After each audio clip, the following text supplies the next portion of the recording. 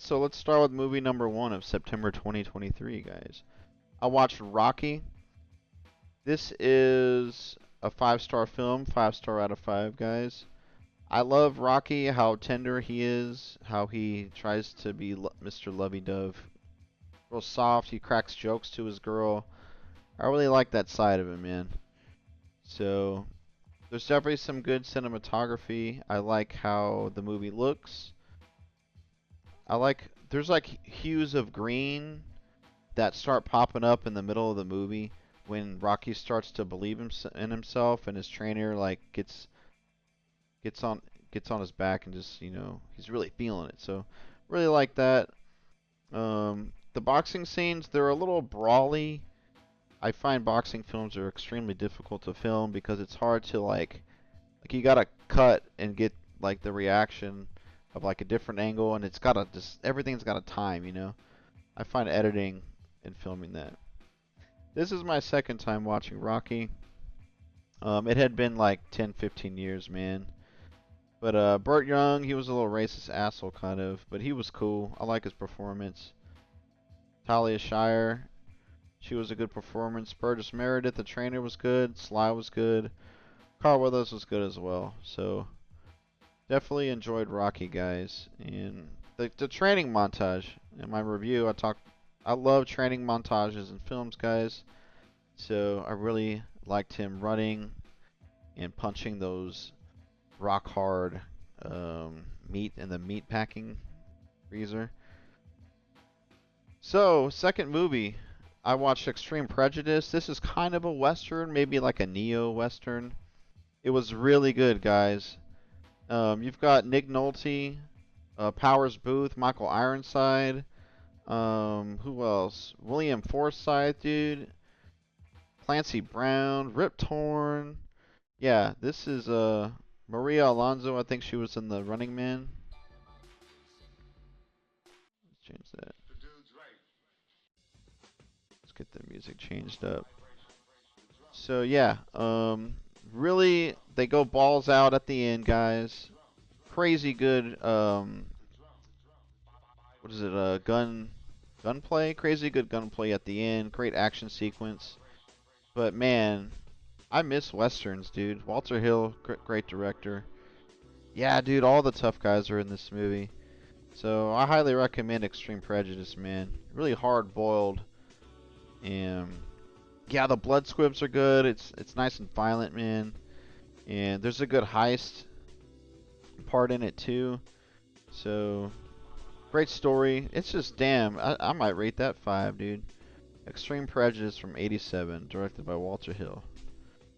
Rocky 2. I was kind of doing a Rocky marathon. I really liked it because they kept Rocky's sweet, soft, loving nature. I really dug that. And I really like Mickey, the trainer, again. Another good performance. But he stuck at Rocky's side, man. He could have been doing other things, but he loves him. So I think the fighting's a tad better. There's like some good combos I remember. But the fatal flaw in these Rocky movies, they're just like going, "Hur!" They're just doing haymakers, and it just doesn't look real. So, oh yeah, and I remember Rocky tries to do like a commercial, and the director's like, "You can't even read Rocky, like you suck." And there was another great training montage I liked. So, yup, 4 stars out of 5 for Rocky 2. Movie number 4, we've got. I'm just gonna call it Dilwale. This is a iconic Bollywood romance comedy rom-com from 1995. It stars the king himself. It stars the king, Shah Rukh Khan. Kajol, the love interest, she's pretty hot. She's pretty smoking hot. But it's got everything you want, man. And it's got like a good, I wouldn't say epic story, but I think they're traveling across Europe and they get into all kinds of shenanigans. They don't like each other at first. He's a bozo. She's kind of serious, but then they start falling for each other. So if this was my first, I think, rom-com maybe from Bollywood. So they're all about the dancing bits. I usually hate musical bits, but they're actually pretty good in this movie. I can tolerate it. So you'll laugh, you'll cry, possibly, and you'll be happy for sure during this 3 hour runtime. 4 stars out of 5, guys. Shah Rukh Khan, guys, one of the top actors in India. He's like almost 60 years old, and he had 3 films in theaters last year in the U.S. I was able to see all 2023 releases. Oh, and look, Jawan. This is one of them. Shah Rukh Khan, guys. He plays a dual role, man. Double your pleasure, double your fun with Shah Rukh Khan. He plays 2 roles here.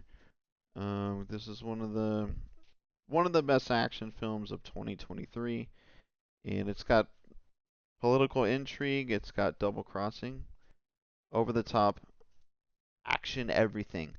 The his dance numbers are nuts, and comedy is definitely hard for me to land, but they hit in this one for me.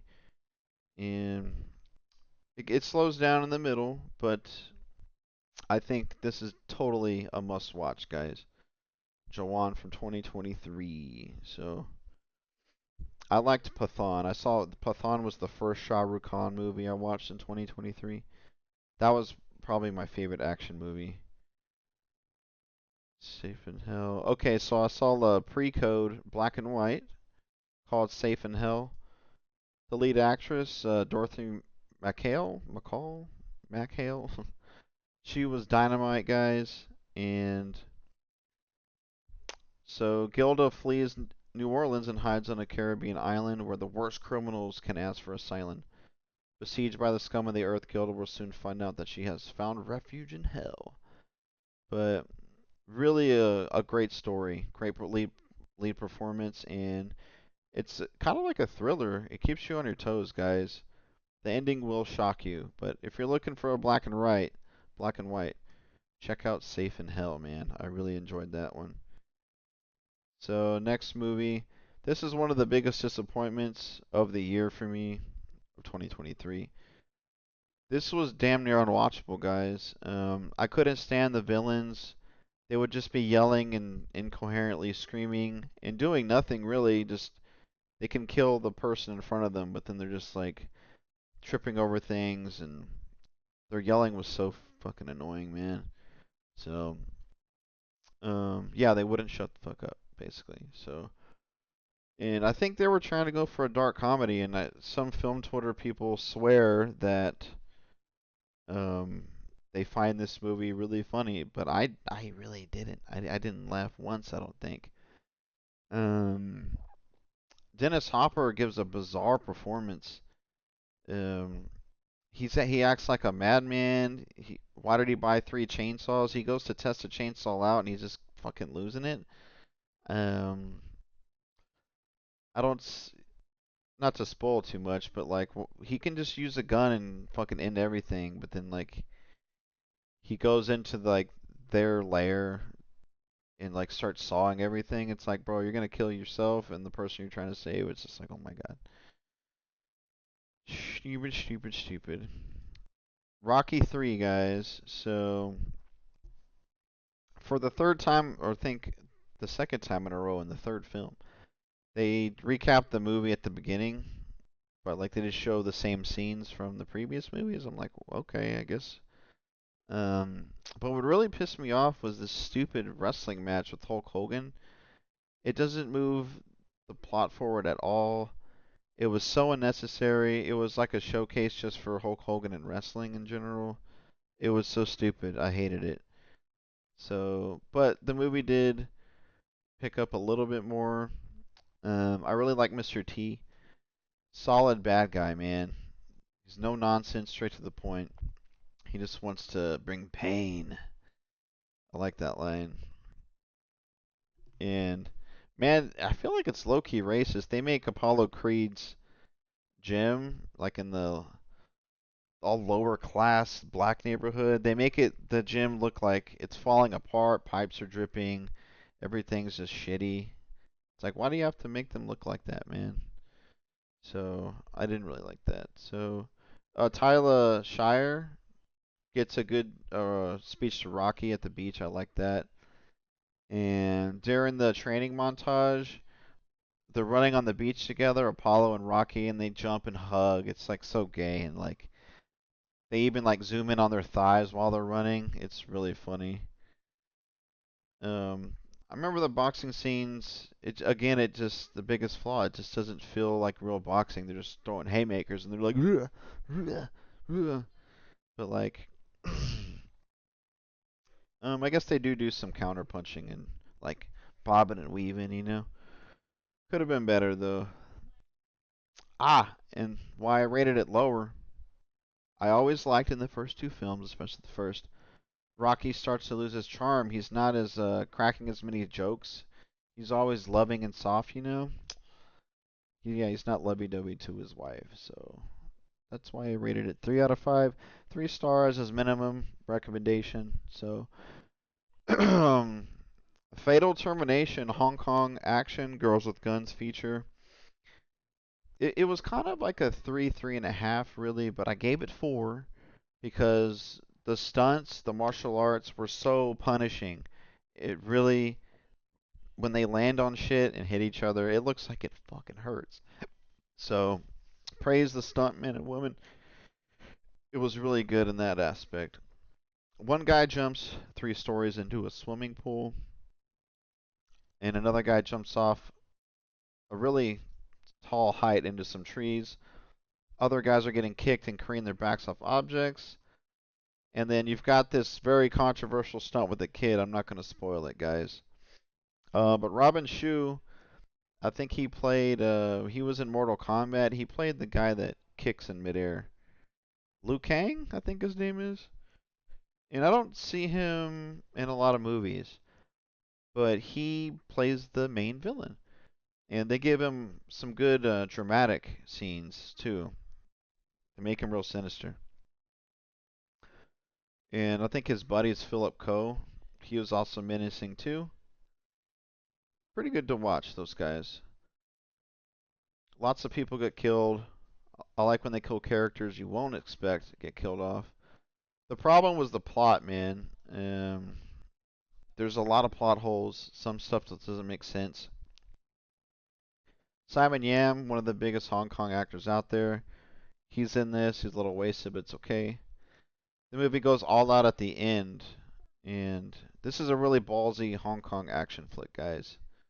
So, starring Moon Lee, she's a cutie. She's in a lot of Girls with Guns movies. She's in all the good ones, actually. So, Um, I definitely got this new Blu-ray release. I think it was 8.8 films. I can't remember, but if you just Google, you can't stream this. Okay, so you have to buy a physical copy. But hey, man, if you guys have Dropbox, I'll hook y'all up. Slide me your email. I'll send y'all some movies. I'll upload this to you.